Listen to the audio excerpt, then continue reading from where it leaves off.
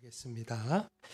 그들이 조반 먹은 후에 예수께서 시몬에게 이르시되 요한의 아들 시몬아 내가 이 사람들보다 나를 더 사랑하느냐 하시니 이르되 주님 그러하나이다. 내가 주님을 사랑하는 줄 주님께서 아시나이다. 이르시되 내 어린 양을 먹이라 하시고 또 두 번째 이르시되 요한의 아들 시몬아 내가 나를 사랑하느냐 하시니 이르되 주님 그러하나이다.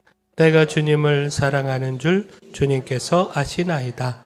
이르시되 내 양을 치라 하시고 세 번째 이르시되 요한의 아들 시몬아 내가 나를 사랑하느냐 하시니 주께서 세 번째 내가 나를 사랑하느냐 하심으로 베드로가 근심하여 이르되 주님 모든 것을 아시오매 내가 주님을 사랑하는 줄 주님께서 아시나이다. 예수께서 이르시되 내 양을 먹이라. 내가 진실로 진실로 내게 이르노니 내가 젊어서는 스스로 띠뛰고 원하는 곳으로 다녔거니와 늙어서는 내 팔을 벌리리니 남이 내게 띠띠우고 원하지 아니하는 곳으로 데려가리라. 이 말씀을 하심은 베드로가 어떠한 죽음으로 하나님께 영광을 돌릴 것을 가르치심이러라. 이 말씀을 하시고 베드로에게 이르시되 나를 따르라 하시니. 아멘. 우리 좌우에 계신 분하고 인사하겠습니다. 잘 오셨습니다. 주의 은혜가 있을 겁니다. 네, 우리 한 번 더 인사해야죠. 주님 따라 길 따라 살살살 합시다. 자, 갈릴리 바닷가의 아침, 숯불가에서 조반 식사가 끝이 났습니다. 부활하신 주님과 함께 나눈 그 아침 식사, 조용했지만 따뜻했습니다.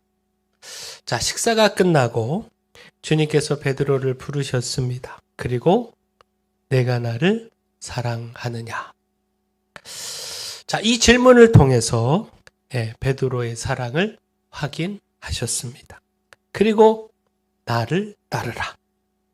그가 가야 할 사명의 길을 말씀하셨습니다. 자, 많은 이들이 신앙생활을 하면서 성공과 환호, 또 부러움과 찬사, 이것을 기대합니다.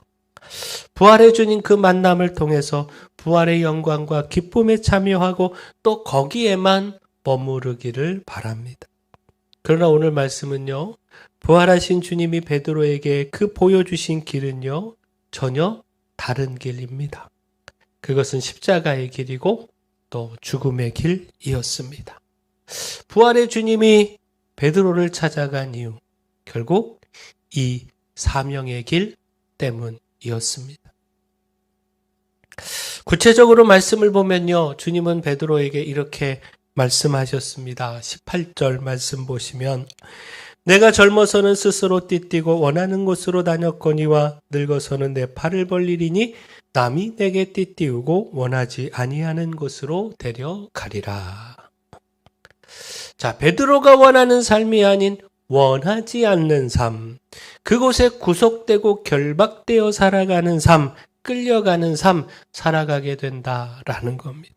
그리고 그것이, 자, 19절 말씀 보시면 이 말씀을 하심은 베드로가 어떠한 죽음으로 하나님께 영광을 돌릴 것을 가리키심이러라. 자, 죽음의 길, 순교의 길이다라는 겁니다. 자, 이 말씀이 우리에게 불편할 수가 있습니다. 결국 베드로에게 주신 말씀은 오늘 우리에게도 동일하게 주신 말씀이기 때문입니다. 십자가보다는 영광과 형통과 축복을 바라는 것이 우리의 솔직한 마음이기에 부활하신 주님을 통해서 부흥을 기대하고 환호와 찬사를 기대하고 사람들의 인정과 눈에 보이는 열매를 기대하는 것이 우리의 바람이기에 부활하신 주님이 오히려 십자가를 말씀하시고 또 죽음을 말씀하시는 것이 불편할 수밖에 없습니다. 근데 우리가 기억해야 하는 것, 십자가 없이는 영광도 없습니다. 죽음 없이는 부활도 없습니다. 하늘의 미랄로 썩어지는 희생 없이는 많은 열매의 부흥도 있을 수 없습니다. 무엇보다 기억할 것이요, 주님이 먼저 그 십자가의 길, 그 죽음의 길 걸어가셨습니다. 할만하시거든 이 잔을 내게서 지나가게 하옵소서. 주님도 원하지 않는 길이었지만 그러나 하나님의 뜻에 복종하여 십자가의 길을 걸어가셨습니다. 자, 그렇기에 그런 주님이시기에, 십자가를 통하여 부활의 영광을 얻으신 주님이시기에 오늘 우리도 그 영광, 그 진정한 영광, 부활의 영광 함께 얻고 누리기를 너무너무도 바라시기에 십자가의 사명을 말씀하시고 우리가 원하지 않는 길을 말씀하신다라는 겁니다. 그리고 우리가 바르게 깨달아야 하는 것, 이것이 축복입니다. 자, 19절 말씀 다시 보십시오. 이 말씀을 하시면 베드로가 어떠한 죽음으로 하나님께 영광을 돌릴 것을 가르치심이로라. 자, 베드로가 그 죽음으로 십자가를 따른 그 헌신의 삶으로 하나님께 영광 올려드린다는 겁니다. 이 영광의 삶, 하나님의 영광을 돌리는 삶, 이 삶이 우리가 진정 살아가야 할 삶의 목적이고 이유이고, 그렇게 또한 이것이 진정한 축복이라는 겁니다. 다시 말해 주님을 따라가는 길에 고난이 있을 수 있습니다. 억울한 일도 있을 수 있고요. 손해보는 일도 있을 수 있습니다. 사람들의 환호가 아니라 오해와 침묵이 있을 수도 있습니다. 그러나 그 길이 주님을 따르는 길이라면, 그 길이 사명의 길이며 결국 이를 통하여 하나님께 영광이 된다면 그것은 바로 축복의 길입니다. 미국의 최초 해외 선교사이고 또 미얀마 선교에 힘을 다했던 아도리람 저드슨. 그는 미얀마에서 복음을 전하며 아내와 자녀를 잃었고요. 또 본인도 감옥에 거치는 처절한 고난을 겪어야 했습니다. 곧 영국 시파이로 오해를 받은 겁니다. 이를 보고 주변에서 이렇게 묻는 사람들이 많았습니다. 그 고생하고 얻은 게 뭐냐? 그 고생하고 얻은 게 뭐냐? 곧 그렇게 옥에 갇히고요. 아내와 자녀가 죽고요. 그 자신의 몸은 망가졌는데 그 치른 대가가 너무나도 크고 고통스러운데 당장의 열매가 보이지 않았던 겁니다. 실제로 이 저드슨 선교사님이 미얀마에 도착을 해서 첫 세례교인을 얻기까지, 그 한 영혼을 구원하기까지 얼마나 걸렸느냐? 무려 6년이 걸렸습니다. 6년이라고 하는 결코 짧지 않은 시간, 그 고통의 시간을 통해서 겨우 한 영혼을 구원한 겁니다. 그러니 주변 사람들이 보기에는요, 헛고생한 거다, 의미 없다, 헛된 일이었다, 이렇게 바라본 겁니다. 그러나 저드슨 선교사님은요, 이렇게 대답을 했다라는 겁니다. 미얀마의 미래는 하나님의 약속만큼이나 밝습니다. 자, 무엇입니까? 미얀마의 미래가 하나님의 약속만큼이나 밝다. 곧 그는 하나님의 약속을 의심하지 않았다는 겁니다. 하나님의 약속 안에서, 그가 붙든 이 약속 안에서 반드시 열매가 있을 것을 확신했다는 겁니다. 그리고 무엇보다 그가 바라본 것, 세상이 말하는 성공의 지표가 아니라, 당장의 열매와 눈에 보이는 성과가 아니라 주님이 가신 그 십자가의 길이었고, 그리고 그 끝에 있는 하나님의 영광이었다라는 겁니다. 자신의 이 고난이 하나님께 영광이 될진데, 자신에게 아무 영광이 없어도, 사람들이 자신을 비난하고 조롱해도 하나님의 약속 그 영광을 바라보며 사명의 길을 포기하지 않고 걸어간다라는 겁니다. 그리고 정말 그의 이 고백대로 됐는데요. 저드슨이 죽고 난 이후 그가 진 십자가의 열매가 미얀마 땅에 가득했다라는 겁니다. 자신은 아무런 영광도 못 받았습니다. 그런데 죽고 난 이후에 미얀마에 엄청난 복음의 열매가 맺혔습니다. 곧 그는 감옥에서도요, 성경 번역 원고를 베개 속에 숨겨가면서 지켰는데, 오늘날 미얀마가 사용하는 성경은요, 여전히 저드슨의 성경 번역을 기초로 하고 있다라는 겁니다. 그리고 저드슨 생전에 소수였던 이 신자들이여 그가 죽은 후에 폭발적으로 늘어났다는 겁니다. 처음 미얀마에 도착했을 때 기독교인은 0명이었는데 한 명도 없었는데 그가 세상을 떠날 때 미얀마에 수천 명의 그리스도인과 수백 개의 교회가 세워지게 되었다라는 겁니다. 그 저드스는요, 자신의 영광, 자신의 열매를 바라지 않았고요. 주님 가신 그 길을 따라 기꺼이 자기 십자가를 지고 따랐고요. 이를 통해 오직 하나님의 영광만 드러내었다라는 겁니다. 오늘 우리가 이렇게 살아가기를 소원합니다.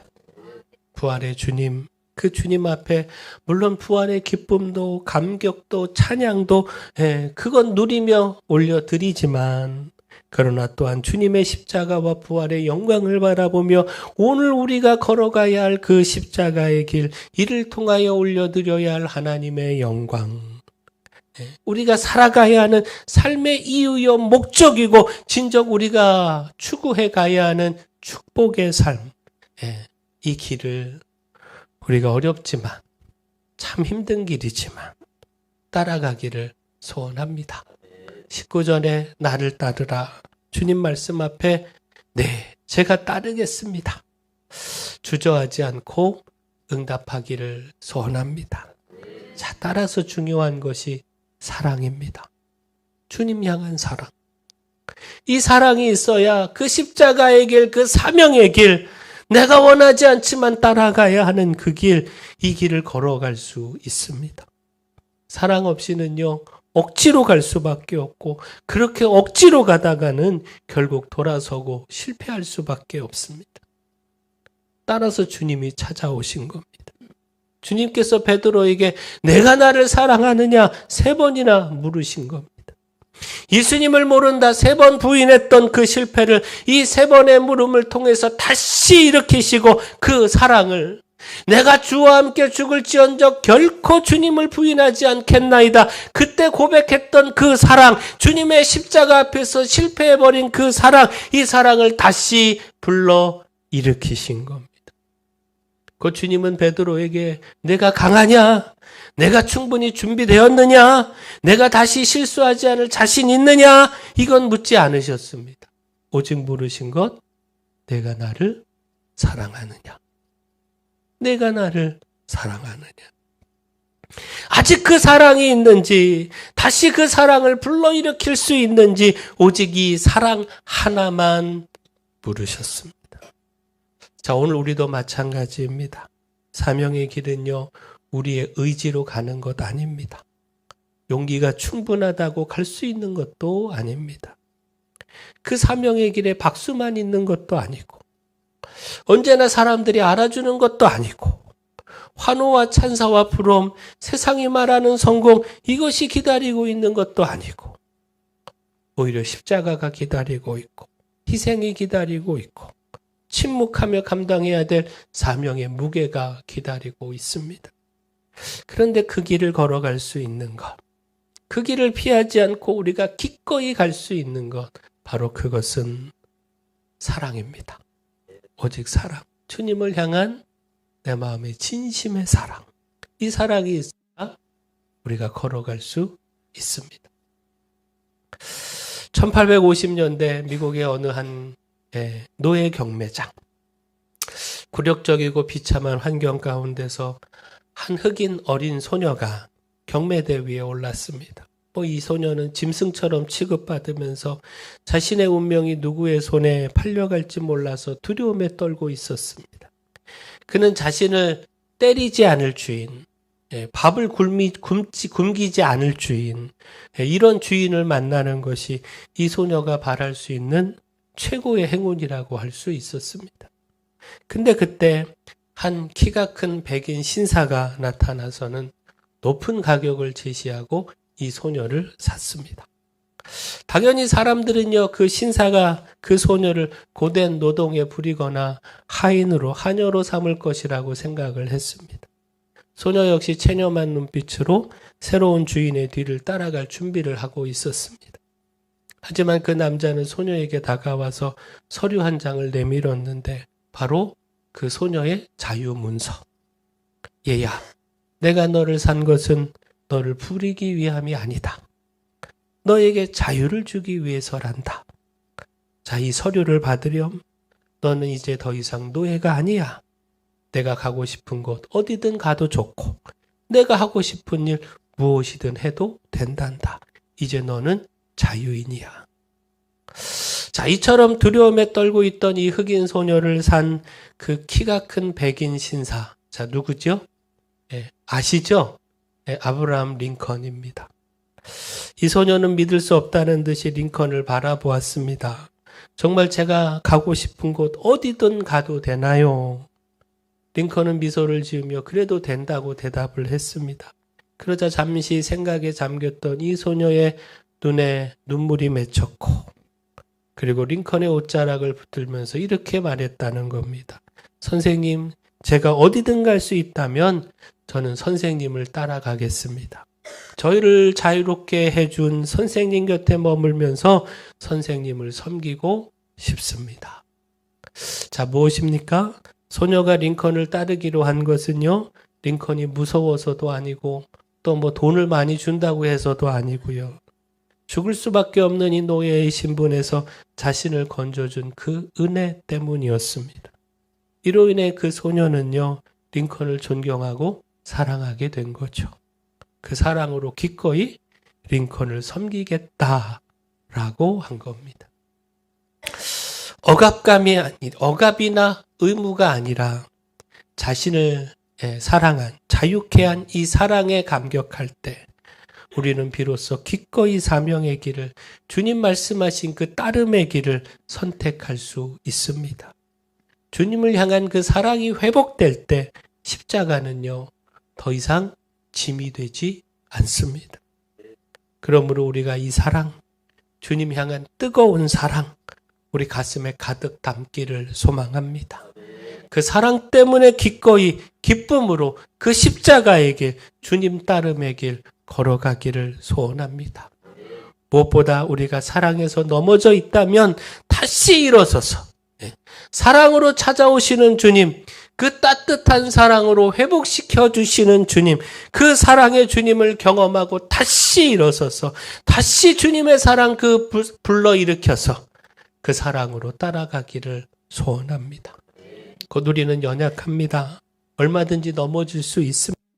베드로도요, 그토록 뜨겁게 사랑을 고백했던 베드로도요, 죽기까지 따르겠다 그렇게 결단하고 고백했던 베드로도요, 넘어졌습니다. 그러니 우리도 넘어질 수 있습니다.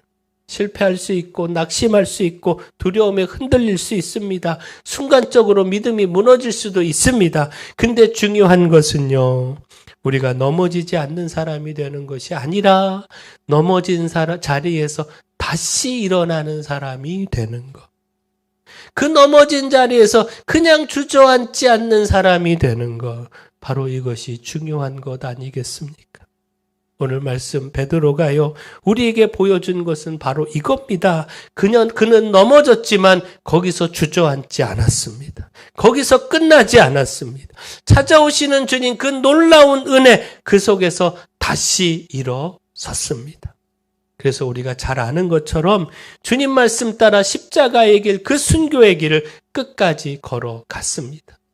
서기 64년경 네로 황제의 기독교 박해 시절에 베드로는요, 로마에서 체포되어 십자가형을 받았고요.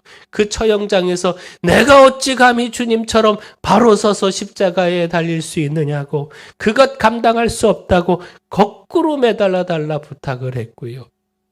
그렇게 거꾸로 매달린 채 십자가에서 순교했습니다. 18절에 남이 내게 띠띠우고 원하지 아니하는 곳으로 데려가리라. 주님 말씀이 그대로 이루어졌고, 그리고 이 죽음이 하나님께 영광이 됐습니다. 킨츠키라고 하는 일본에서 유래한 도자기 수리 기법이 있습니다. 깨진 도자기 조각을요, 밀가루 풀이나 오칠로 이어 붙이고 깨진 선을 따라서 금가루나 은가루로 장식해가지고 아름답게 장식하고 보수하는 공예 기법입니다. 곧 이렇게 수선된 그릇은 이전보다 훨씬 더 귀하고 아름다운 가치를 지니게 된다라는 겁니다. 주님은요, 베드로의 배신이라고 하는 깨진 조각을 버리지 않으셨습니다. 오히려 그 상처 자리에 사랑이라고 하는 금을 입혀서 전보다 더 견고하고 아름다운 사명자로 빚어주셨습니다. 마찬가지입니다. 주님은 오늘 우리도 동일하게 찾아오십니다. 찾아와 사랑으로 다시 회복시켜 주십니다.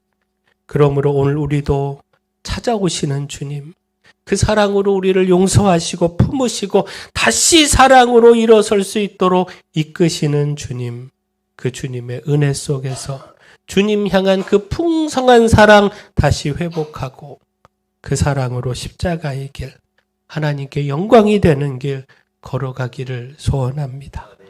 사랑으로 그 십자가의 길 따라가다가 연약함으로 넘어진다면 결코 거기서 주저앉지 말고요. 10번이든 20번이든 찾아오시고 또 찾아오시는 주님. 너 왜 나를 부인했어? 추궁하지 않으시는 주님. 어떻게 내가 이럴 수 있어? 정죄하지 않으시는 주님. 너 다시는 그러지 않겠다고 맹세해. 요구하지 않으시는 주님. 오직 하나. 내가 나를 사랑하느냐. 오직 사랑 하나만을 물으시는 주님. 이 사랑 하나면 된다라고 말씀하시는 주님. 그 주님의 은혜 앞에 다시 일어나고 또 일어나서 주님 말씀하신 십자가의 길, 하나님의 영광을 위한 길 걸어가고 또 걸어가기를 소원합니다. 우리